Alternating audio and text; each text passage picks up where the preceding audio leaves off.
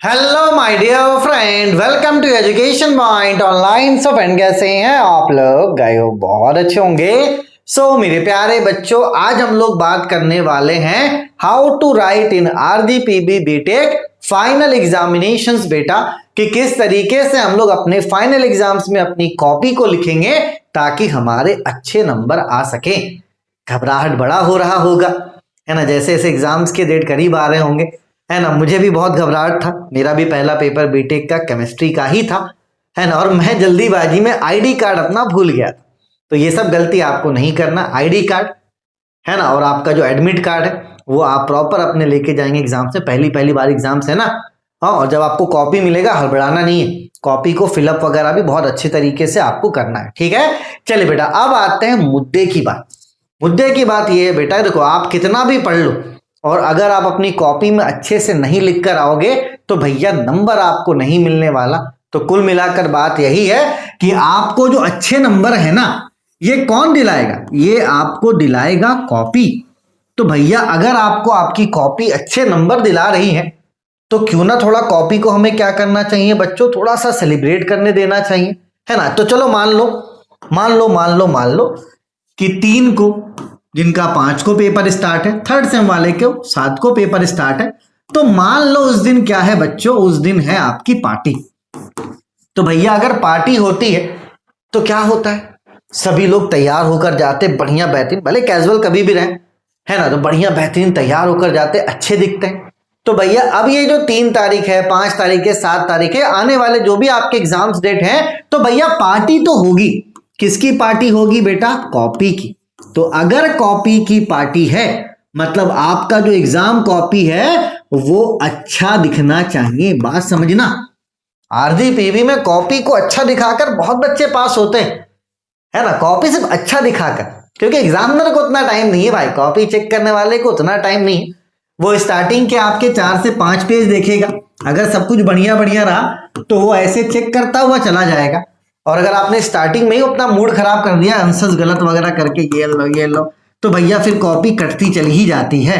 तो आप मान लो कि आपकी कॉपी की पार्टी है, तो भैया पार्टी है तो कॉपी को अच्छे से आपको लिखना है, ठीक है? चलिए, तो यहां पर मैं आपसे पॉइंट बाय पॉइंट डिस्कस करता हूं कि क्या चीजें हैं जो आपको करना है और क्या चीजें हैं जो आपको अवॉइड करना है, ठीक है? घबराना बिल्कुल भी मेरे प्यारे बच्चों नहीं।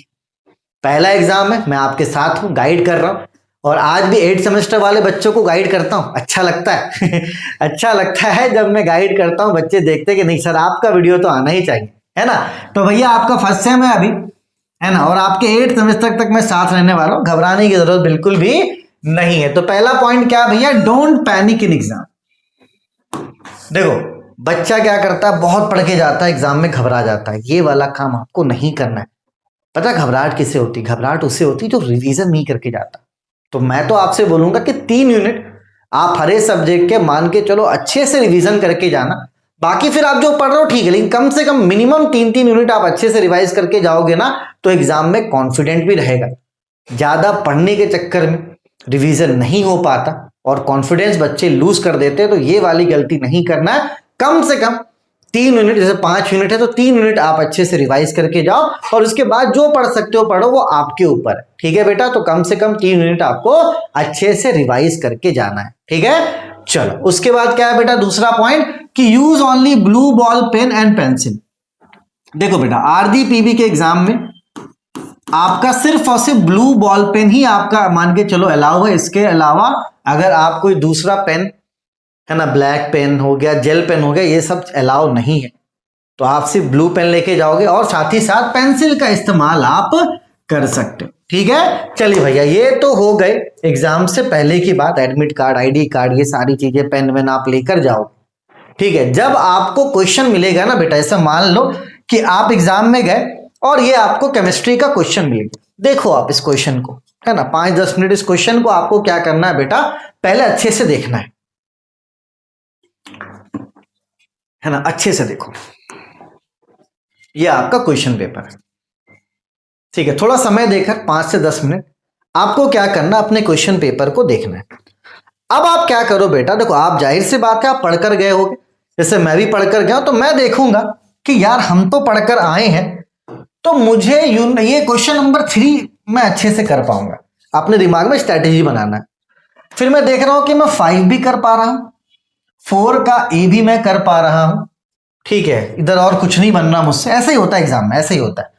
उसके बाद मुझसे 6 का ए और बी बन रहा है ना, और मुझसे 8 का ये 1 और 2 इस तरीके से बन रहा है। तो ये एक मोटा मोटी हो गया कि इतने सारे क्वेश्चंस जो हैं वो आपसे अच्छे से बन रहे हैं, ठीक है। तो चौथा पॉइंट आपका यही है, चौथा पॉइंट मेरे प्यारे बच्चों आपका यही है कि आपको अपने क्वेश्चन पेपर को केयरफुली रीड करना है और आपको देखना है कि आपके बेस्ट क्वेश्चंस कौन से, कौन सा ऐसा क्वेश्चन है जिसका आंसर आप बहुत अच्छा लिख सकते हो।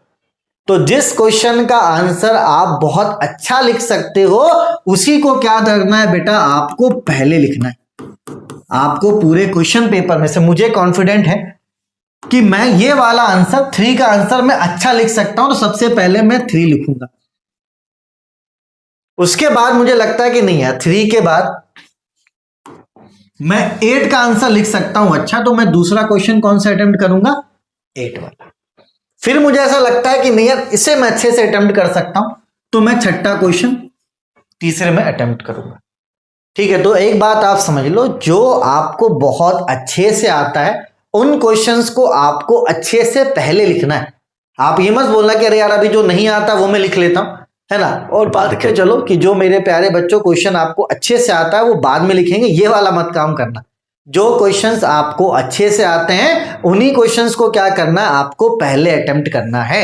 एक मैं सेपरेट वीडियो बनाऊंगा जहां पे आपको क्वेश्चन के पैटर्न के बारे में ही बताऊंगा, 1-2 दिन में वो भी वीडियो आ जाएगा कि एग्जाम का क्वेश्चन का पैटर्न क्या होता है। फिलहाल आप इतना समझो कि जो क्वेश्चंस आपको अच्छे से आते हैं उनको क्या करना है, आपको पहले अटेम्प्ट करना है, भले आपको 8वां नंबर क्वेश्चन क्यों ना अच्छे से आता, ठीक है। तो यहां पर आपको बिल्कुल भी नहीं घबराना कि सर वो तो 8वां नंबर क्वेश्चन है, कोई दिक्कत नहीं। सबसे पहले आप 8वें नंबर क्वेश्चन को ही क्या करना बेटा, अटेम्प्ट करना, ठीक है। चलिए उसके बाद अगला पॉइंट क्या है बेटा, पॉइंट वाइज आंसर। देखो अगर मान लो कि ये आपकी कॉपी है, ये पेज नंबर 1, ये पेज नंबर 2, आप क्या करो सबसे पहले तो यहां पर एक ऐसा पेंसिल से लाइन खींच देना, है ना। कॉपी में अगर बना हुआ तब लाइन खींचने की जरूरत नहीं, अगर कॉपी में बना हुआ नहीं है तो आप क्या करना बेटा, सबसे पहले पेंसिल से, है ना, यहां पर क्या करना, लाइन खींच देना, ठीक है। चलो उसके बाद आपको क्या करना है बेटा, यहां पर बढ़िया से हेडिंग देना है। जो भी आपका क्वेश्चन का टॉपिक है उसको क्या करना, आपको हेडिंग देना है और कोशिश करना इस तरीके से पॉइंट वाइज आप आंसर लिखो, है ना। जैसे एक पॉइंट आपने लिखा, आपने आंसर में कुछ भी लिखा, उसके बाद एक लाइन छोड़कर फिर दूसरे पॉइंट, है ना, उसके बाद फिर आप एक लाइन छोड़कर फिर ऐसे। तो इससे क्या होता है बेटा, आपकी कॉपी जो है ना वो सुंदर दिखती है। एक पॉइंट आपने लिखा, फिर एक लाइन छोड़कर फिर आपने एक पॉइंट और लिखा, फिर जहां पे खत्म हुआ एक लाइन छोड़कर। इससे क्या होता है बेटा कि जब आप कहानी लिखते हो ना तो यार ये देखने में मजा नहीं आता, भले आप बहुत कुछ लिख दो, है ना, लेकिन देखने में मजा नहीं आता। देखने में अच्छा कब लगेगा कि जब आप अपने जो आंसर्स हैं उनको पॉइंट वाइज लिखो, प्रॉपर हेडिंग आप दो, एडवांटेज डिसएडवांटेज जो भी है ना। आप क्या बेटा खुद से भी लिखने की कोशिश करना है आपको। आप ये मत सोच के जाना कि आप जो पूरा याद करके जाओगे पूरा याद रहेगा, नहीं।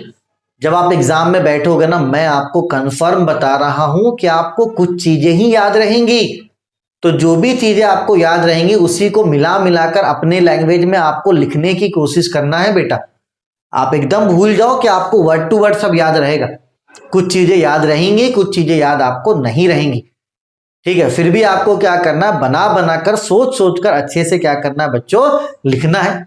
कम से कम स्टार्टिंग के 10 पेज तो बहुत साफ सुथरे अच्छे होने चाहिए, और स्टार्टिंग में उन्हीं क्वेश्चंस को आप लिखना जो आप अच्छे से कर सकते हो। बाद में उतनी कोई भी कॉपी देखने नहीं जाता। अगर स्टार्टिंग आपका अच्छा है, स्टार्टिंग में कोई भी कट नहीं है, बाद में मान के चलो कोई भी देखने वाला नहीं।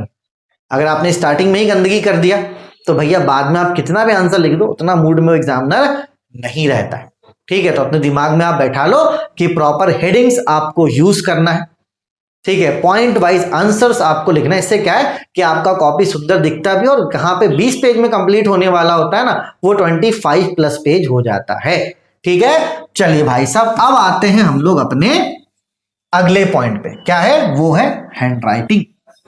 भाई फिर से बोल रहा हूं कि अगर आपकी खराब हैंड राइटिंग है, स्टार्टिंग के 10 पेज स्लो स्लो अच्छे से लिखना। मैं फिर से बोल रहा हूं, जिन बच्चों की हैंड राइटिंग खराब है जिनका अच्छा है भाई वो तो कोशिश करे अच्छा लिखो, कहीं पे भी कट वगैरह आपको नहीं लगाना है कॉपी में, कॉपी एकदम सुंदर दिखना चाहिए क्योंकि कॉपी का पार्टी है।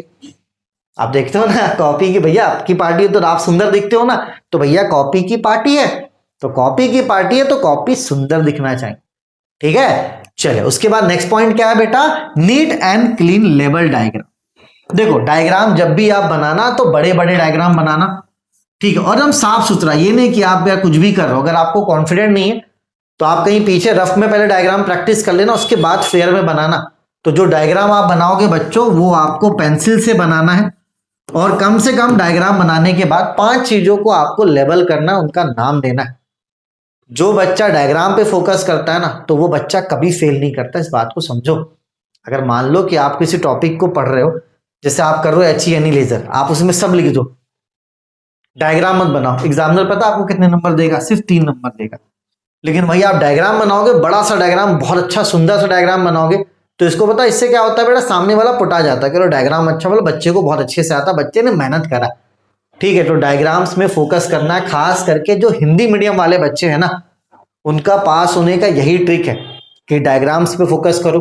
केमिस्ट्री का पेपर है तो जो आपके इक्वेशंस हैं उन पे फोकस करो, है ना, क्योंकि देखो ये डायग्राम जो होता है ना बेटा, ये कहीं ना कहीं एग्जामिनर का जो ध्यान है वो खींचता है ना, कि भैया बच्चा मेहनती है। डायग्राम अच्छा है इसका मतलब क्या, बच्चा मेहनती है। अब हो चाहे नहीं हो, लेकिन भाई सामने वाले को तो लग रहा है ना।